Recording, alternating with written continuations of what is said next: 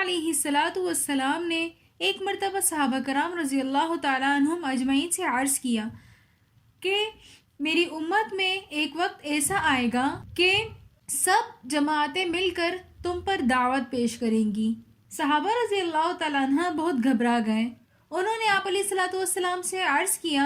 کہ یا رسول اللہ اس کی وجہ کیا ہوگی؟ کیا ہم اس وقت تعداد میں کم ہوں گے؟ آپ علیہ الصلاۃ والسلام نے فرمایا کہ نہیں، اس وقت تم تعداد میں کم نہیں ہوں گے، بلکہ تمہاری حیثیت بالکل ایسی ہی ہوگی جیسے کہ سمندر کے اوپر جھاگ کی حیثیت ہوتی ہے، اور اس وقت ایک بیماری پیدا ہوگی جس کا نام ہے وہن۔ صحابہ رضی اللہ تعالیٰ عنہ نے عرض کیا کہ یا رسول اللہ مل وہن، وہن کیا چیز ہے؟ آپ علیہ الصلاۃ والسلام نے ارشاد فرمایا کہ حب الدنیا و کراہیت الموت،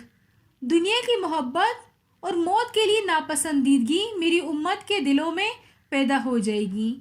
جس کی وجہ سے اللہ پاک مسلمانوں کی اہمیت لوگوں کے دلوں سے ختم کر دیں گے، اور کفار سارے مل کر مسلمانوں کے اوپر ایسے ہلہ بولیں گے کہ سب مل کر دعوت کریں گے۔ جیسے کہ ایک خوبصورت کھانا تیار ہوتا ہے تو سب ایک دوسرے کو دعوت دیتے ہیں کہ آپ بھی آئیں اور اس کھانے میں شریک ہو جائیں، ایسے ہی ساری باطل قوتیں جمع ہو کر مسلمانوں کے اوپر ایک دوسرے کو دعوت پیش کریں گی، اور اس کی وجہ صرف اور صرف یہ ہوگی کہ مسلمانوں کے دلوں سے دنیا کی محبت حد سے زیادہ ہو جائے گی، اور موت کے لیے ان کے دل میں کراہیت پیدا ہو جائے گی۔ حالانکہ مسلمان کی شان تو یہ ہونی چاہیے کہ جب اس کے سامنے موت کا ذکر کیا جائے تو اس کے چہرے پر مسکراہٹ آ جائے،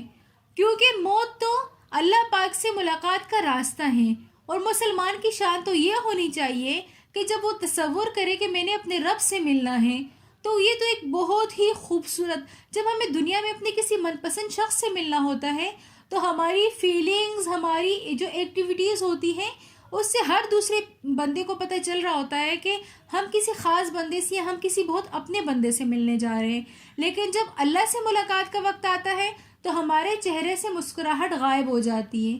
تو جو اصل مسلمان ہے اس کی شان تو یہ نہیں ہونی چاہیے، اس کے دل میں دنیا کی محبت کم اور موت کی محبت زیادہ ہونی چاہیے، کیونکہ موت نام ہے اللہ سے ملاقات کا۔